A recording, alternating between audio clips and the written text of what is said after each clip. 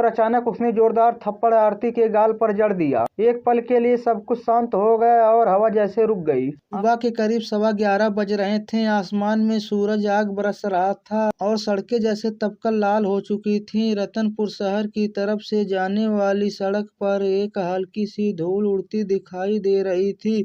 उसी धूल के बीच एक सफेद रंग की पुरानी स्कूटी अपनी रफ्तार से आगे बढ़ रही थी।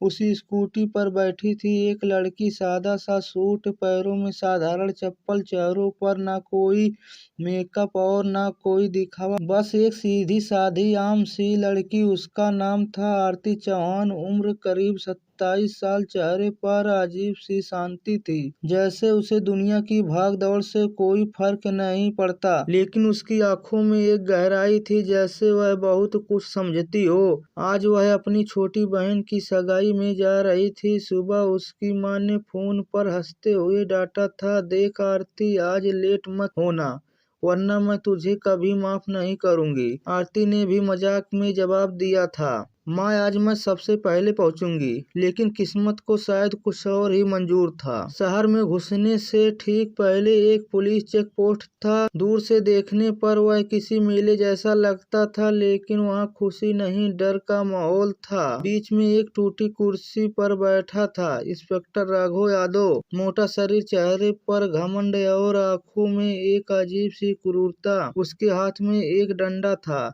जिसे वह ऐसे घुमा रहा था जैसे वह कोई राजा हो। उसके आसपास खड़े कांस्टेबल गाड़ी को रोक रोक कर लोगों से पैसा वसूल रहे थे। वो गाड़ी साइड लगा। एक कांस्टेबल चिल्लाया, एक गरीब सा आदमी स्कूटर लेकर रुका। सर, कागज घर पर भूल गया, उसने हाथ जोड़ते हुए कहा। राघव हंसा, घर भूल गया तो स्कूटर भी घर छोड़ आता। 500 निकाल। तभी दूर आरती की स्कूटी आती दिखाई दी। एक कांस्टेबल बोला, साहब अकेली लड़की है और हेलमेट भी नहीं लगाया है। राघव की आंखों में चमक आ गई, आज का खर्चा निकल गया, रोक उसे। आरती ने स्कूटी धीरे से साइड में लगाई। उसने बिल्कुल भी घबराहट नहीं दिखाई। जी सर, उसने शांत आवाज में कहा। राघव ने उसे घूरते हुए पूछा, कहाँ जा रही हो? सर, घर में सगाई है, जल्दी है, आरती ने विनम्रता से बोला। जल्दी है तो हेलमेट क्यों नहीं पहना?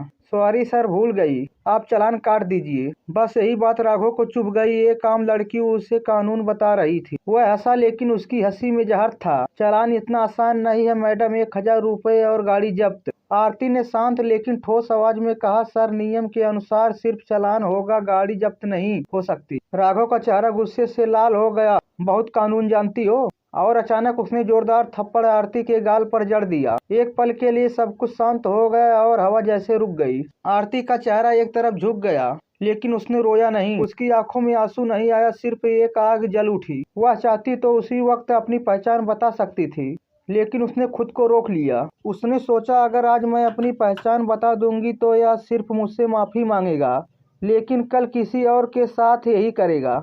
वह चुपचाप खड़ी रही। इसे जीप में डालो, राघव ने आदेश दिया। थाने पहुंचते ही उस पर झूठा केस बना दिया गया। चोरी की कोशिश, सरकारी काम में बाधा, सब कुछ कागज पर लिख दिया गया। उसे एक गंदी कोठरी में बंद कर दिया गया। वहाँ पहले से 2 औरत बैठी थीं। क्या किया बिटिया? एक ने पूछा। आरती ने सलाखों को पकड़ते हुए कहा, कुछ नहीं, बस सच बोला। समय धीरे धीरे बीत रहा था, लेकिन आरती का दिमाग में हर चीज रिकॉर्ड हो रही थी। हर चेहरा, हर आवाज, हर झूठ। करीब 1 घंटे बाद अचानक थाने के बाहर हलचल मच गई। एक बड़ी सरकारी गाड़ी आकर रुकी। अंदर से उतरे जिला अधिकारी अजय मेहरा। उनके चेहरे पर गुस्सा साफ दिख रहा था। इंस्पेक्टर राघव, उन्होंने जोर से आवाज लगाई। राघव दौड़ते हुए आया। जी सर, तुम्हारे थाने में आज आरती चौहान नाम की लड़की लाई गई है।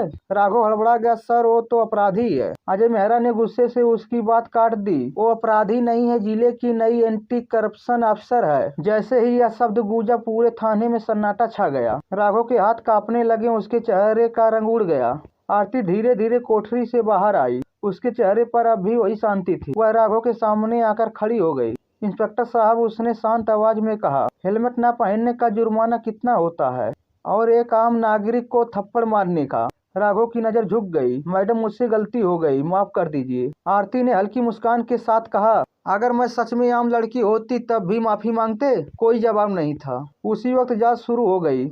फोन रिकॉर्ड निकाले गए पैसे का हिसाब सामने आया। एक एक करके पूरा नेटवर्क खुलता चला गया। सिर्फ राघव नहीं, उसके ऊपर बैठे अधिकारी भी इस खेल में शामिल थे। शाम तक थाने में मीडिया पहुंच चुकी थी। कैमरों के सामने आरती खड़ी थी। उसके चेहरे पर कोई मेकअप नहीं, कपड़ों पर धूल थी, लेकिन उसकी आवाज मजबूत थी। आज मैंने यह कार्रवाई एक अधिकारी बनकर नहीं, एक आम नागरिक बनकर की है। अगर हम चुप रहेंगे तो गलत लोग हमेशा जीतेंगे। आवाज उठाना जरूरी है। उसकी बात पूरी शहर में फैल गई। उस दिन के बाद रतनपुर बदल गया। चेक पोस्ट पर अब डंडा नहीं घूमता था। लोग सम्मान से रोके जाते थे। पुलिस वाले के चेहरे पर घमंड नहीं, जिम्मेदारी दिखती थी। और आरती, वह आज भी उसी पुरानी स्कूटी पर शहर में घूमती है। फर्क सिर्फ इतना है कि लोग उसे देखकर अब डरते नहीं, भरोसा करते हैं, क्योंकि उसने साबित कर दिया था कि सिस्टम बड़ा नहीं होता, हिम्मत बड़ी होती है।